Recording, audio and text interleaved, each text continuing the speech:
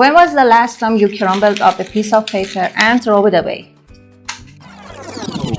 You probably didn't think about it for more than a second, because for most people, it's just another piece of paper. But when I look at it, I see something completely different. I see a wall mask, a lamp, maybe even a piece of art that simply hasn't been created yet. Most people see waste. I see possibilities. And today, I'm going to prove it. Every single year, millions of tons of paper end up in the trash. Yet much of it could have a second life. Not inside a recycling plant, but here, right here on this workbench, where creativity begins with what everyone else throw away. Today isn't about following another recipe. We're going to experiment, we're going to fail, we're going to compare and discover which recipe only sounds good on paper and which one actually deserves a place in your studio. By the end of this video, you'll know exactly which recipe is perfect for sculpture, home decor, wall art, and even furniture. And maybe after today, you'll never look at paper the same way again. Hello everyone, welcome to Niva Studio. I'm Avin, someone obsessed with creating things from materials most people throw away without a second thought. For years, I've been proving that creating beautiful art doesn't require the world's most expensive materials. Sometimes, the most beautiful piece of art starts with the very thing that was sitting in yesterday's trash. If you love art, design, creating with your hands, and transforming discarded materials into objects no one believes were made from waste, you're in the right place. Because here, we don't just make objects, we change the way people see materials. Now let's create something unforgettable.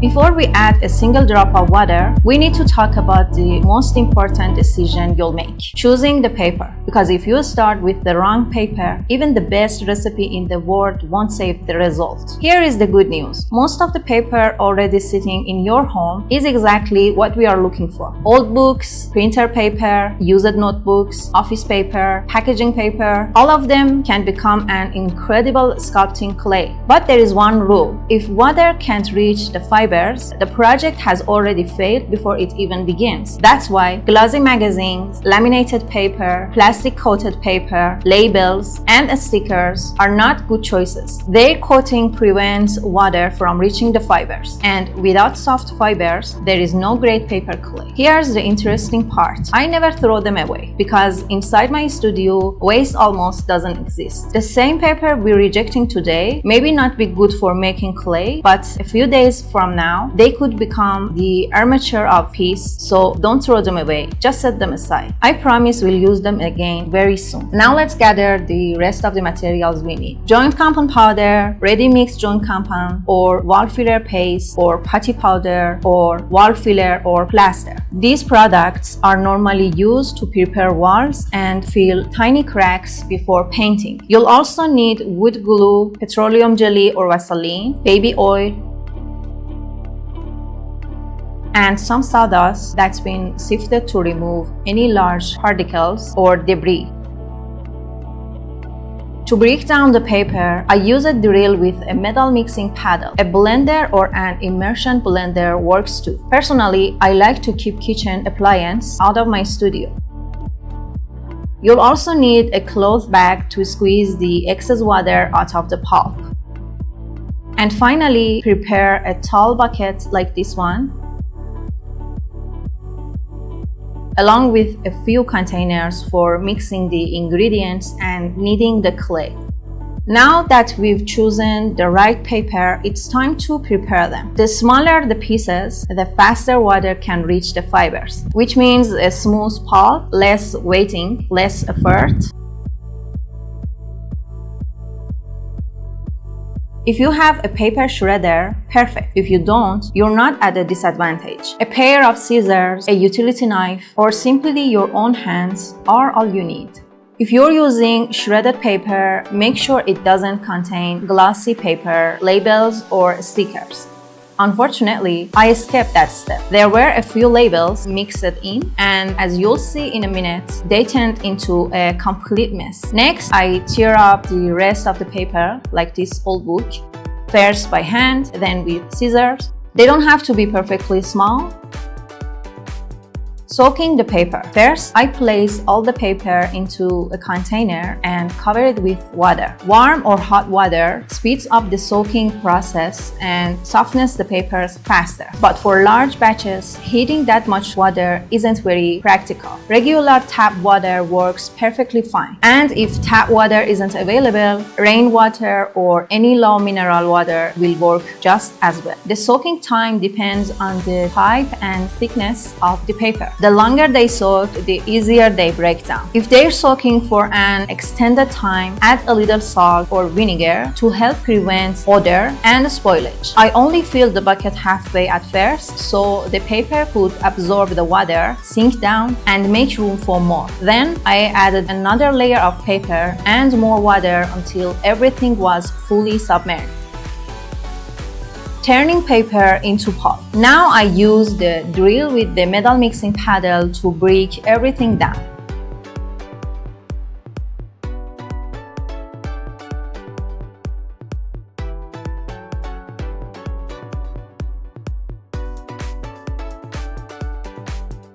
As you can see, those labels wrapped themselves around the mixer and got completely stuck. So I had to stop and pull them out one by one.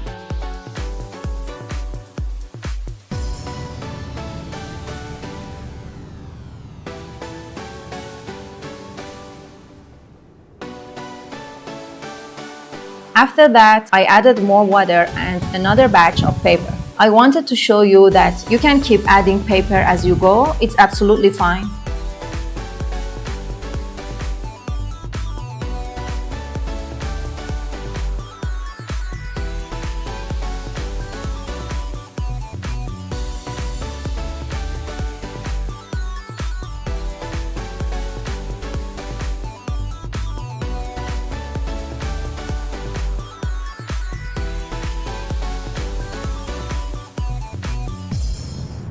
Once it's fully processed, this is the texture you're looking for. Take a moment to inspect the pulp and remove any unprocessed pieces, plastic or unwanted debris before moving on. Look how smooth and evenly broken down it is. If you reach into the pulp and squeeze a handful in your hand, it should feel soft, smooth, without hard lumps. If that's what you feel, congratulations. You've just completed one of the most important steps. Removing the excess water. At this point, we have a smooth and fluffy paper pulp, but it is still not ready to become papier-mâché clay. We need to remove the excess water. I use a fabric bag. You can use any strong cotton fabric or even an old t-shirt. Place the pulp inside the fabric.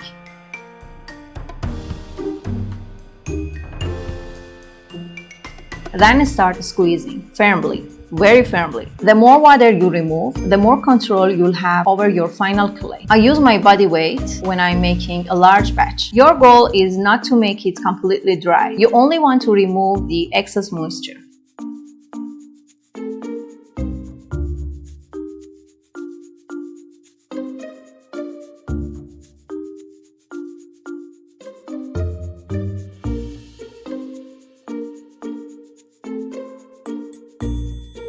When you squeeze the pulp, no water should drip out anymore, but it should still feel damp. That remaining moisture will help the ingredients bind together perfectly. Once the pulp is squeezed, it may form large compact clumps. Before adding any ingredients, break those clumps apart with your hands. The fluffier your pulp is, the smoother your clay will become. Up to this point, every papier-mâché recipe follows almost the same process. But now, everything changes from this moment on. Different recipes will produce completely different results. Some clays are perfect for detailed sculptures. Others are strong enough for furniture. Now it's time to test the first recipe. Building the clay, the first recipe. 4 parts paper pulp, 1 part ready-mix joint compound, and 1 part wood glue. You might be thinking, only 3 ingredients? Exactly. You don't need a complicated recipe to create a professional quality clay. I started by placing the paper pulp into a mixing bowl. Then I add the ready-mix joint compound. The glue can wait. First, these 2 ingredients need to blend together. Now I begin kneading. At first, it may feel extremely sticky. You might think something went wrong, but don't worry, that's completely normal. Just keep kneading. With every minute, the texture becomes more cohesive and much smoother. Now it's time for the glue, but I never pour all the glue in at once. I only add half, then I knead again. This has two big advantages. First, the clay is much easier to knead. Second, if it doesn't need more glue, I don't waste any.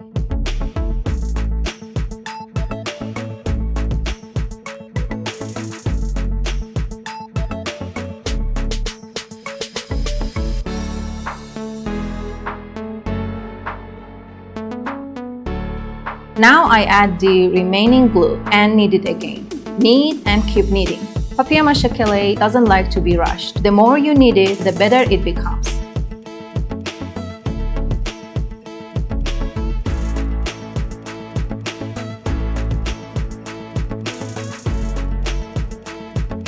Take a look at this texture. Soft, smooth, no cracks, and incredibly flexible. When I squeeze it in my hand, it holds every detail beautifully. And when I release it, it keeps its shape. That's exactly what a great clay should do. In my opinion, this is the best recipe for beginners. It's incredibly easy to shape. It captures fine details beautifully. It's fantastic for molding. Even if you're new to this, it's very forgiving. But we are far from finished because this was only the first recipe.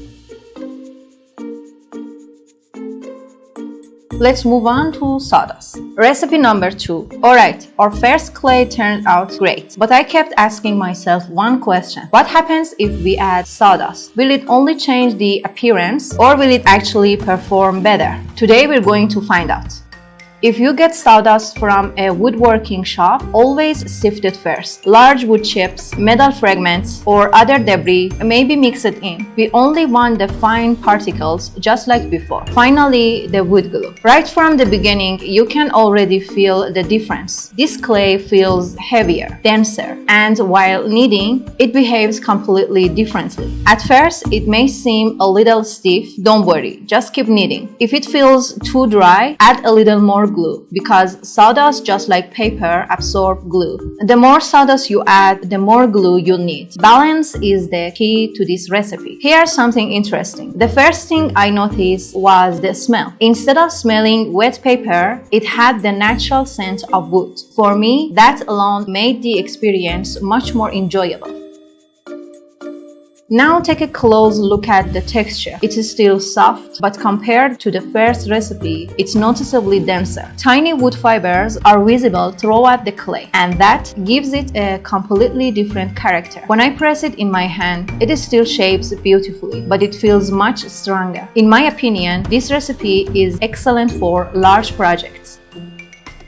But I still wasn't satisfied. I had another idea. I wondered, what if I add a little petroleum jelly or Vaseline? Maybe it'll become smoother. Maybe it won't stick to my hands anymore. But the result was nothing like I expected. And that experiment turned into one of the biggest surprises in this entire video. The experiment that didn't work. Alright, so far we've made 2 great recipes. One question stayed in my mind for a long time. What if I add a little petroleum jelly to the clay? Will it become softer? Will it stay workable longer? And most importantly, will it stop sticking to my hands? So I decided to test it. I added a small amount of petroleum jelly, then I started kneading. At first, it looked promising, but only a few minutes later, everything went in opposite direction. Instead of becoming smoother, it becomes stickier. Every time I touched it, it clung to my hands even more. I thought maybe I just didn't add enough, so I added more, but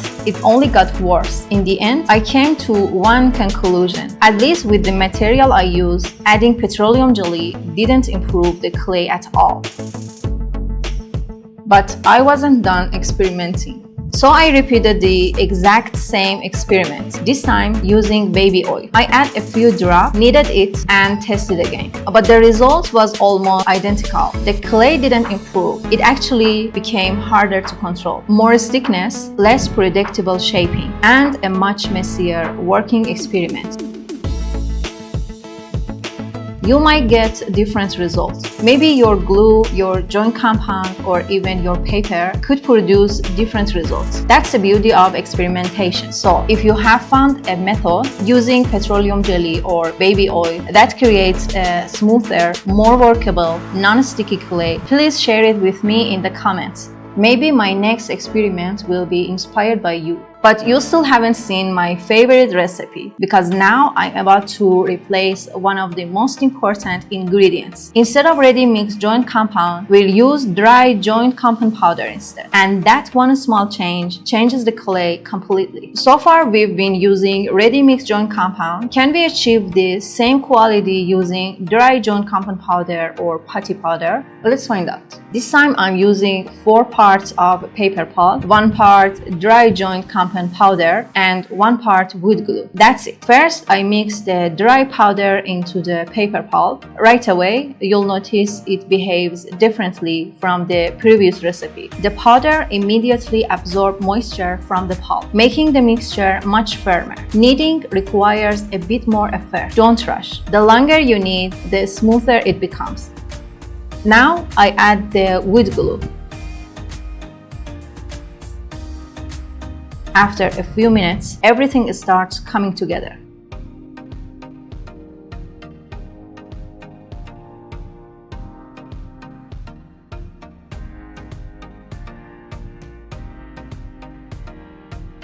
Take a close look at this texture. Compact, smooth, beautiful, workable. This recipe, compared to the first one, feels slightly denser, yet it still shapes beautifully by hand. One thing I really like is how well it rolls up. Its surface becomes very even, making it perfect for large, flat pieces. In my opinion, if you're planning to make tables, decorative panels, or even large pieces, this recipe is an excellent choice.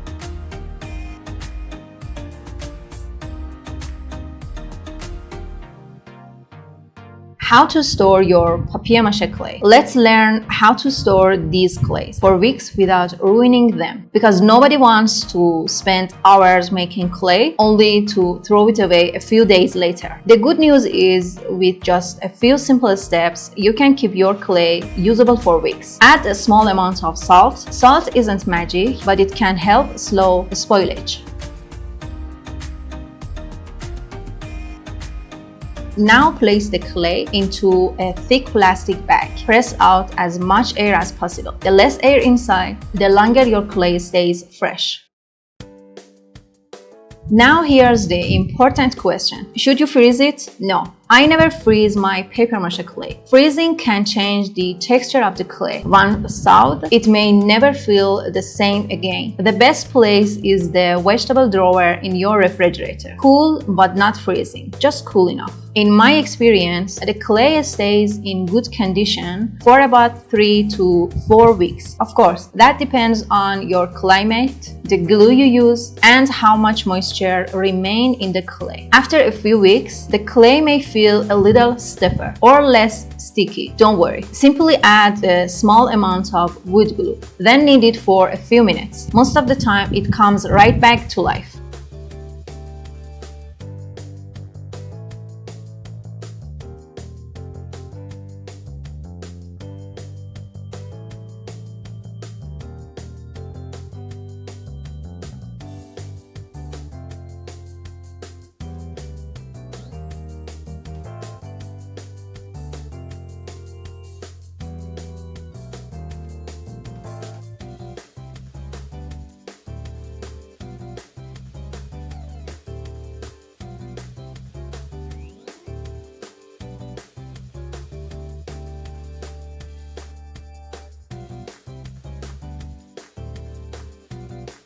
Now that we've learned how to make it and how to store it, it's time to answer the biggest question in this video. Which recipe is actually the best? Which recipe should you choose? Let's compare every recipe side by side. If you like, pause the video here, take a screenshot or write it down. So let's see what each ingredient actually does. First, joint compound powder, putty powder, or ready-mix joint compound. All of them serve a similar purpose. They make the clay smoother, easier to sand, more refined, and much better at holding fine detail. If you can't find ready-mix joint compound, don't worry. Dry joint compound or putty powder will give you very similar results. You may simply need a little more glue because dry powders absorb more glue. Now let's talk about the glue. For me, wood glue has always been the best choice because it has the perfect consistency, excellent bonding strength, helping the clay become strong after drying without becoming brittle. Of course, any water-based glue such as PVA glue or wallpaper paste or hide glue can also work. But if you ask me, wood glue is still my #1 choice. Now let's talk about sawdust. Sawdust is not essential. If you don't have it, that's perfectly fine. But if you do add it, the clay becomes denser, a bit heavier. Instead of smelling like wet paper, it takes on the pleasant scent of wood. For large projects, I genuinely enjoy this recipe. So if I had to summarize everything, for detailed sculptures, the recipe with ready-mix joint compound is my favorite. For large pieces, the powder recipe or the sawdust version are both excellent options. But at the end of the day, the best recipe is the one you can easily make using the materials available where you live. Art should never depend on expensive materials. Art begins with creativity. I truly believe before the world needs more new materials, it needs more creative people. If you've made it this far, you've done much more than make paper clay. You've taken something the world called waste and turned it into possibility. Maybe today it looks like a bucket of paper clay, but tomorrow it could become a sculpture, a vase, a piece of art, or maybe the first creation that makes someone stop, look closer, and ask, wait, that's made from paper? If this video inspired you or taught you something new, I'd love to have you here. Subscribe and join me because this is only the beginning. Together, we'll keep turning ordinary materials into extraordinary art. Stay creative, stay green, respect nature. See you in the next video.